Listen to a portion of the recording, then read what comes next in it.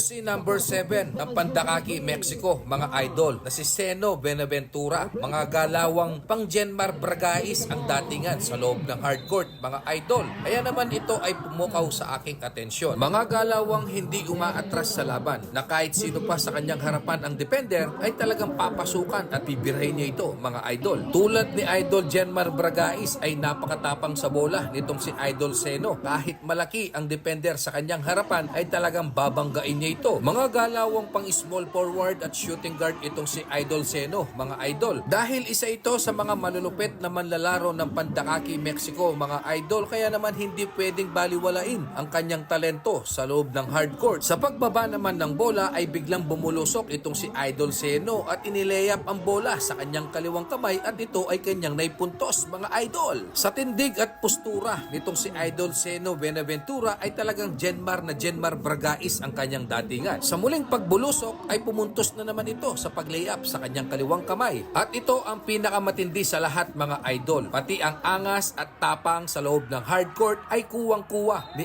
Idol Seno Benaventura. Itong si Idol Jenmar Bragais ang tinuguriang The Pinoy Step ng Pilipinas. Sa larong basketball, mga idol, ay natural na lamang ang pisikalan sa loob ng hardcourt. Pero kalaunan, dahil sports ang kanilang pinasukan, ay nagiging okay ang lahat. Kaya naman sa pagbabalik ball game ay buli na naman itong bumulusok ang Idol Seno Benaventura ng Pandakaki at ito ay nakakuha ng foul at naipasok niya ang isang bonus shot, mga idol. Sa pagtatapos ng bidyong ito ay nakapagtala ito ng foul counted. Shoutout nga pala kay Car Miraplor ng Magalang Lechon. Maraming salamat sa suporta at pagsubaybay kay Pitik ni Kuya Red.